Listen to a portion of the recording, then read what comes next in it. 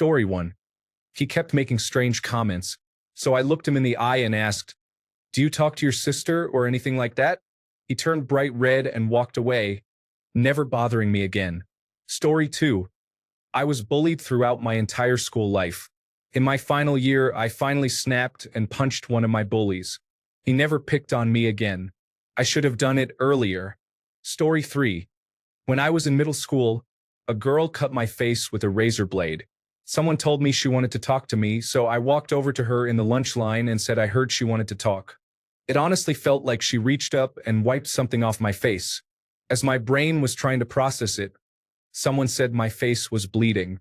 Then all the commotion started with teachers rushing over, the police, and my parents being called. I found out later that when the police asked her why she did it, she said she was too pretty and I didn't want to look at her face anymore. I didn't see her again until a year later. I was with a friend at the mall and I saw her again.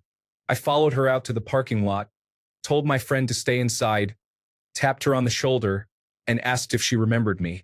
I wanted her to know exactly who I was. Her eyes got big, and I punched her in the face a couple of times before I walked away. Story 4.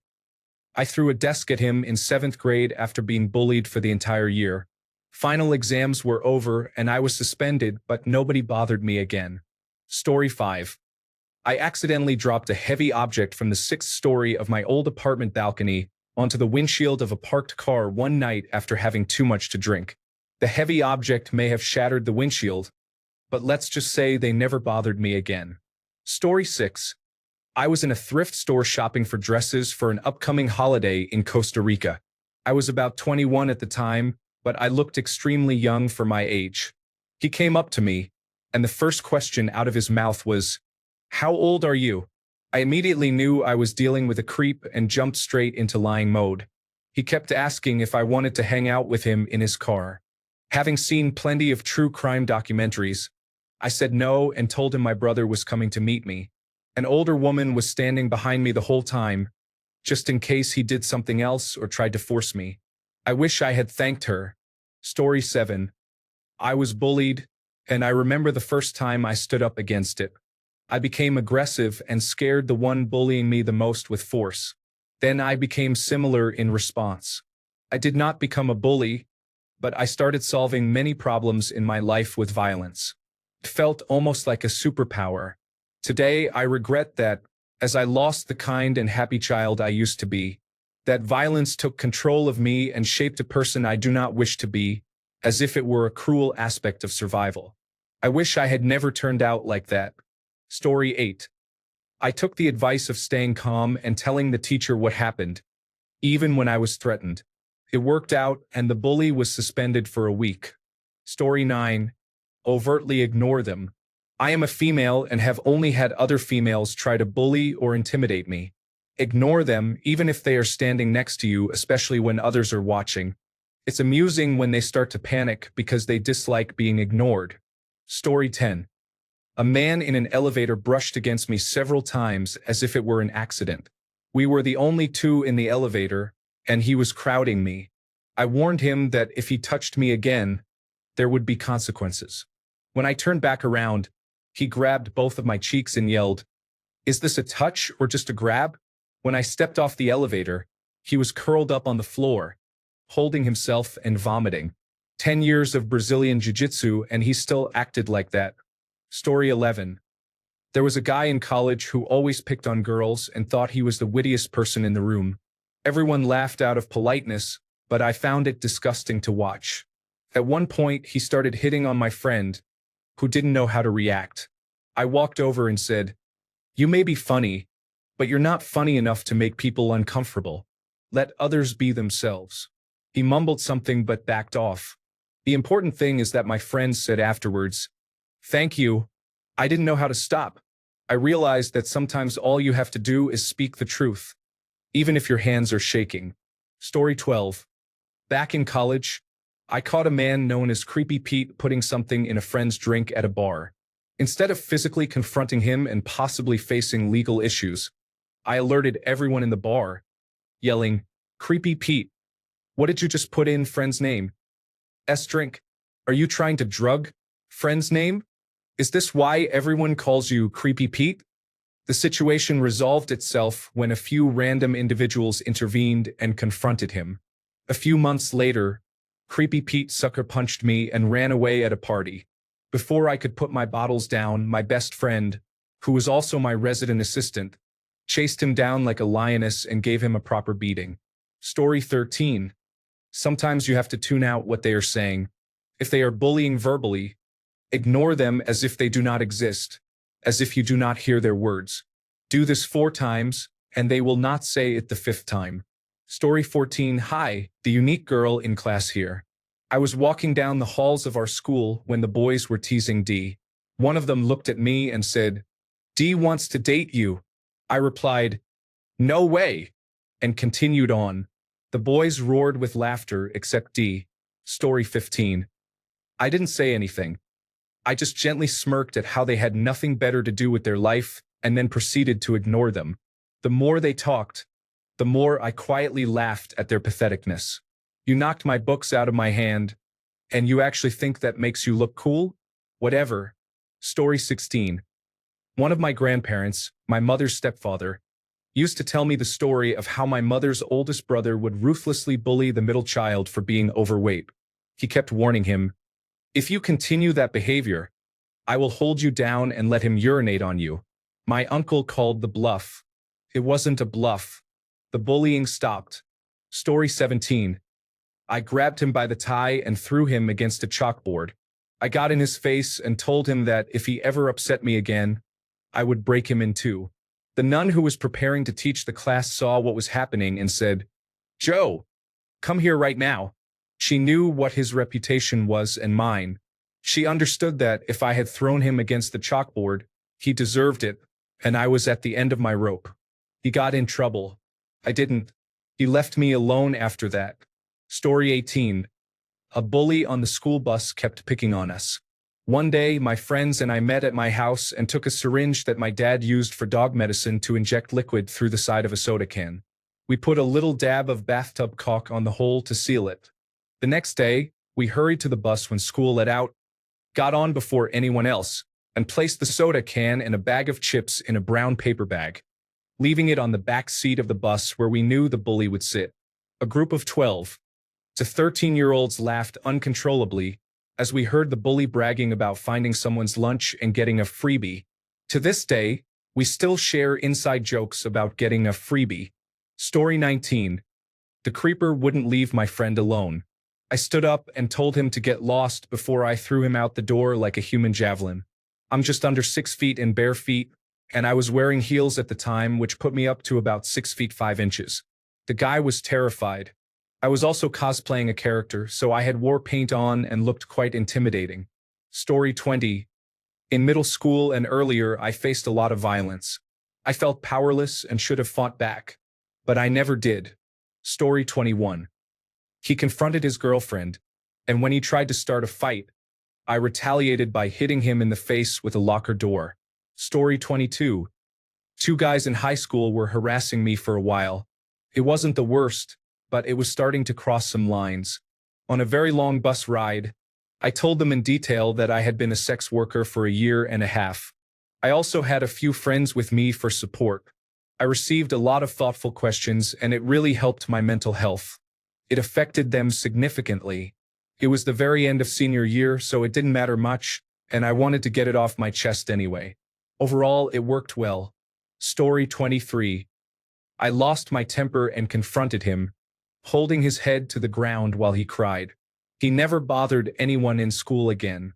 Years later, I saw him working at Taco Bell. Story 24.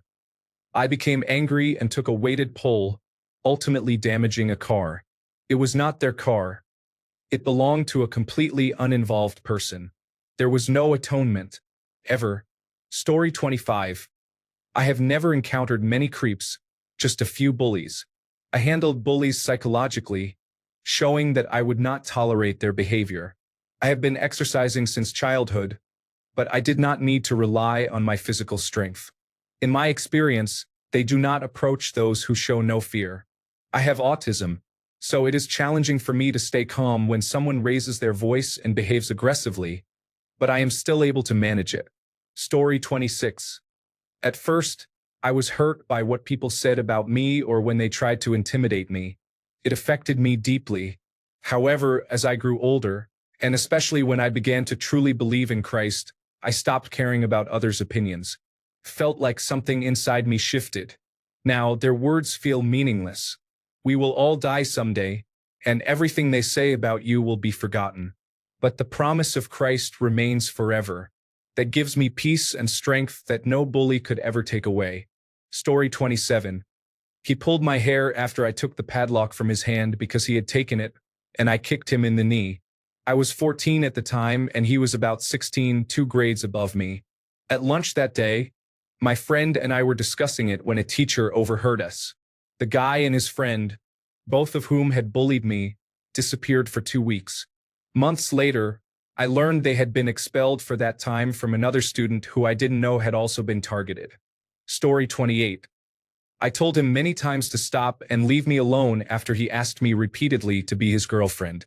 When I said no, it happened via text last summer, and I had to block him everywhere. He was someone from my old school. Story 29. Luckily, I've never had any real creepers in real life, so blocking them is usually enough. Most bullies I encounter these days hold power over me, such as my boss or doctor, so there's nothing I can do except put up with it. Story 30. A girl in my physical education class kept hiding my shoes after I went to the school gymnasium. At first, I didn't know who did it, but I managed to deduce it by elimination. Once I found out, I sat next to her, kept staring at her, and said to my friend next to me in my most serious tone, "Someone has been messing with my things. The next time I see my shoes missing, I am going to throw the ones I have on in her face." She never did it again. Story 31. I was the new kid in middle school, but I was outspoken. The popular students targeted me, and I responded with attitude. Then the threats started. I got punched in the back on the way up the stairs after gym class. I think the person who did it wasn't the initial instigator. Instead, I confronted the original guy, maybe subconsciously feeling it was more favorable to challenge him. I put up my fists and asked if he wanted to fight. I don't think he wanted to, or at least wasn't ready, so he went down with one cinematic right hook.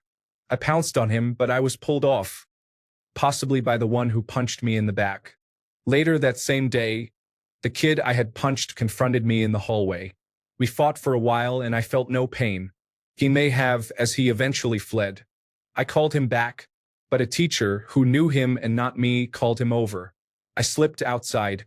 The kid I fought was very mild toward me after that, especially after a face-saving 4-on-1 discussion. I took martial arts the following year. 30 years later, with 20 of those years actively practicing various fighting styles, I've never been in another fight, nor have I been bullied. Story 32. A kid picked on me mercilessly throughout elementary school. My parents used to give us buzz cuts, and I had a bit of a widow's peak, so he called me Owl Head. From grades 1 to 5, he tormented me. Then he moved up to junior high. During my last year of elementary school, I grew over 1.5 feet, so he didn't see me for a year. When I saw him again, I had gone from 6 inches shorter to a foot taller. I was a farm kid who had helped my dad for a year working in the woods. He just said, "Wow, you got big," and never spoke to me again. Story 33. Call them out in front of everyone. If they become aggressive and invade your personal space, defend yourself with a strong uppercut and jab combination. Story 34. I charged at them while loudly screaming and flailing a stick around when I was 7. It worked, though. Story 35. Ignore them completely. Do not acknowledge their existence. At the same time, you must love yourself enough to recognize that it is their problem, not yours. When you understand that their issues stem from within themselves, at least that was my realization, you stop caring about what they say or do. Instead, you realize how incredibly weak they must be to feel the need to prove themselves through intimidation or bullying. Story 36. I managed the bar when one of the customers became excessively intoxicated and frightened one of my staff members. I took him outside and informed his wife about his behavior. She reacted strongly, and I made sure the girl was okay before sending her home. Story 37. A boy in high school physical education class was kicking me repeatedly in the back of the legs, mocking me because I had won a karate contest over the weekend. I came in first in kata since I was the only one in my category, but I also placed second in sparring. Finally, I had enough. I spun around and kicked him in the back when he turned away from me. It wasn't hard, but the fact that I retaliated at all really alarmed him. I had always been bullied and felt I had to endure it, with plenty of ignore it and it will go away advice from teachers and parents. He immediately complained to the teacher, who looked at him and then back at me and said, "Oh, I'm sure Aaron," before continuing with the class. It didn't stop the bullying, but it felt really good. Story 38. I told him it was not worth the effort and walked away to join my friends. Being with them was simply part of my normal day, not for protection. After declining his offer to fight, I never had any further trouble with him. We also did not hang out together at school. Story 39. I staged a catfight where I let myself get beaten while hiding my phone to record a video. I went home to my overprotective parents, as I am the youngest, and I have never seen that person or their group since. Story 40. A roundhouse kick to the groin and a blunt strike to the head with the hilt of my katana. Bullies aren't even worthy of my skills with the blade. Story 41. The teacher was out of the room, and I was working hard because I was struggling with the class. The older guy started poking me in my back. I asked him to stop, but he didn't. I pleaded with him to leave me alone, but he still didn't. I decided to turn around and lightly punch him in the shoulder, but I missed and hit him in the jaw instead, hard. He stopped, and I knew he was going to want to fight on the way to the bus that afternoon. However, he came up to me and apologized. Story 42. By not engaging, I simply said, "Okay," in a nonchalant manner and waited for her to leave. I believe she was expecting me to react, and when I didn't, she just moved on. Story 43. In 7th grade, I had a bully who would pick on me whenever I spoke. One day, he challenged me to a fight after school, thinking I would not accept. I did, and I won. Story 44. When I was in elementary and middle school, I often found myself in fights. I practiced martial arts for a few years, and there was an unrelated rumor that I had killed someone when I switched schools, which kept most people from bothering me in high school. This was fortunate, as I was not very athletic and not great at fighting. However, I did have a moment of glory when a wiry kid brought a triangle of iron attached to a stick and attempted to stab me during gym class. I grabbed his wrist and threw the makeshift weapon into the trash can next to us, then walked away quickly. I generally turned tough situations into jokes and got along with people, even though I had very few friends.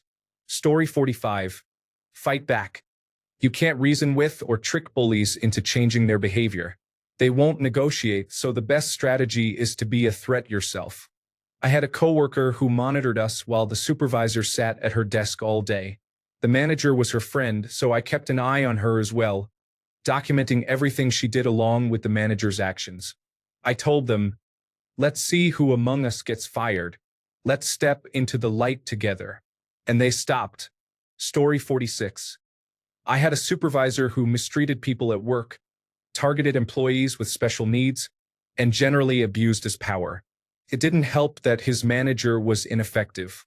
One long day working with him escalated, leading me to confront him in the office. I warned him that if he ever targeted anyone in the store again, I would break both his legs. Another manager was present but did nothing to intervene.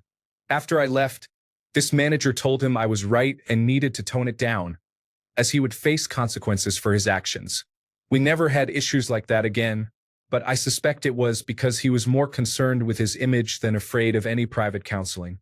Story 47. I kicked him so hard he had to go home because of the bleeding. Nobody said anything to the teachers because he didn't want everyone to know he got beaten by a girl. He and his group never looked in my direction after that. Story 48. I confronted him after 2 years of relentless bullying.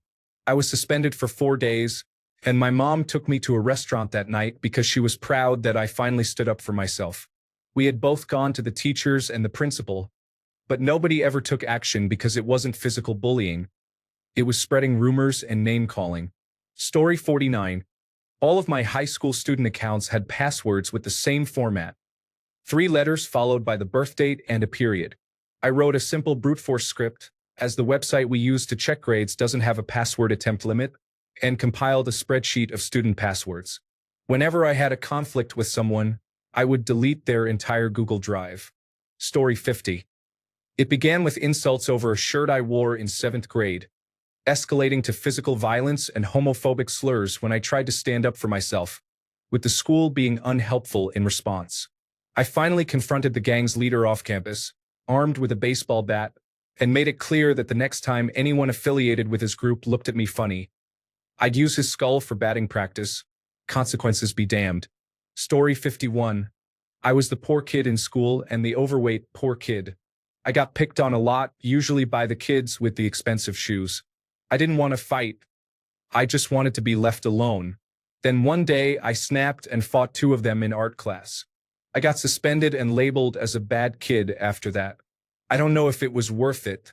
I had gone to teachers for help, and my parents had spoken to administrators, but their advice was simply to ignore them.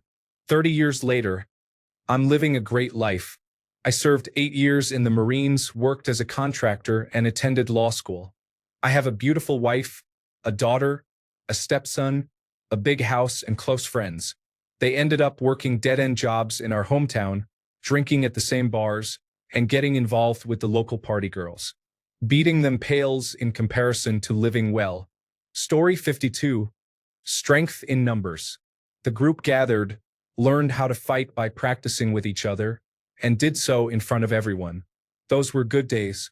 The bullies quickly realized that we would not tolerate their behavior and that we could stand up for ourselves. Eventually, it stopped being a problem. We were a good crew, everyone was welcome, and we were only ever out to support each other. Story 53. A classmate used to dump the remains of his lunch into my backpack. I told the principal, but he only gave warnings, and the classmate kept dumping food into my backpack. One day, when I entered the room, a school project of mine had been soaked in milk. I felt stressed and looked for the bully all over the school. When I found him, I rubbed my plate of food in his face. He ran after me with another plate of food, and I had to run away because the plates were made of glass.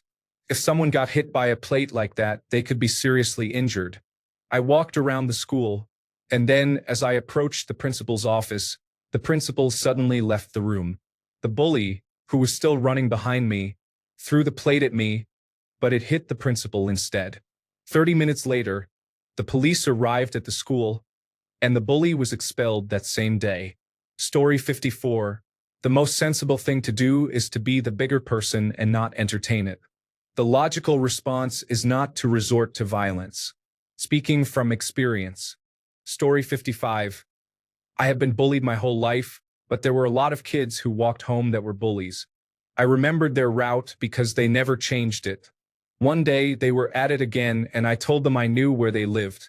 I said I would have a family member go there to confront them because my family does not mess around. They became overconfident, and one of them asked for my address, giving their exact address in response. It was quiet after that. Story 56. A bully tried to jump me after school. My backpack was full of mighty beans, and they spilled everywhere when he tackled me. He looked at them and then looked at me. I said, "You can have them." He took them, and I didn't have a bully anymore. Story 57. I was in a sports club with him. At that time, I was terrible and he was okay. I hated every second I was there, and eventually I moved to a team in a different county, so I barely played against my old team. A few months ago, we played them, and I marked my former bully, not letting him win any balls. I'm now 14, he's 16, my old team just came last in the 3rd division, and my new team won the 1st division. Story 58. Never let anyone push you around. Always keep your guard up and know how to attack and defend yourself. Thanks a bunch for sticking around till the end of the video. Remember to subscribe, and until next time, stay awesome and goodbye.